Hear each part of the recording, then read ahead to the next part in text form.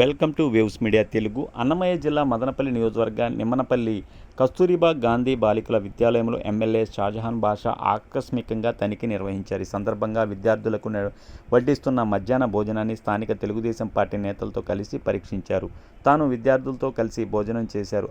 అనంతరం విద్యార్థులతో ప్రత్యేకంగా మాట్లాడి పాఠశాలలో అందుతున్న సౌకర్యాలు, వసతులను అడిగి తెలుసుకున్నారు. పాఠశాలలో విద్యార్థులకు వడ్డిస్తున్న భోజనం రుచికరంగా ఉండాలని సూచించారు. విద్యార్థులకు అవసరమైన 16 రోజుల కంపల్సరీ పోవాలని, తరగతి గదులు, స్టేజ్ నిర్మాణం, నీటి వసతి కోసం బోర్వెల్ను తక్షణమే డ్రిల్లింగ్ చేయించాలని ఎంపీడీఓని ఆదేశించారు. ఈ సందర్భంగా ఎమ్మెల్యే షాజహాన్ బాషా మాట్లాడుతూ ముఖ్యమంత్రి చంద్రబాబు నాయుడు, యువనేత, విద్యాశాఖ మంత్రి నారా లోకేష్ ఐయు విద్యా ప్రమాణాలు మెరుగుపరిచి ప్రభుత్వ పాఠశాలలో ఉన్నతమైన విద్యను అందించేందుకు ఎంతగానో శ్రమిస్తున్నారని, వారి ఆశయాలను కస్తూరిబా పాఠశాల సిబ్బంది నిర్వహించాలని గుర్తు చేశారు.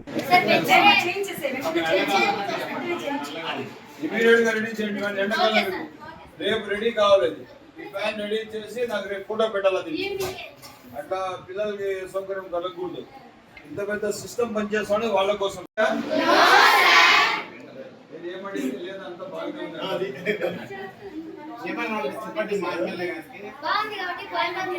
Okay, thank you.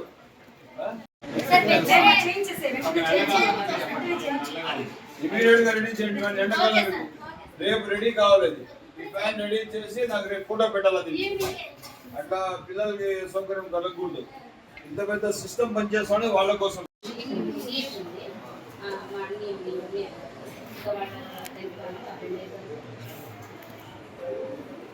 సోషల్ పరిస్థితి ఏముంది?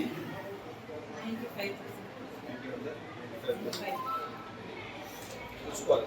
పిల్లలు ఎవరు మీకు వీక్ ఉన్నారు?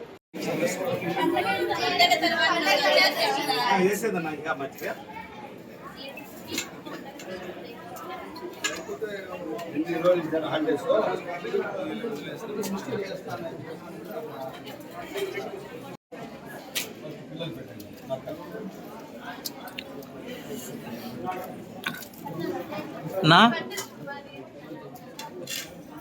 నా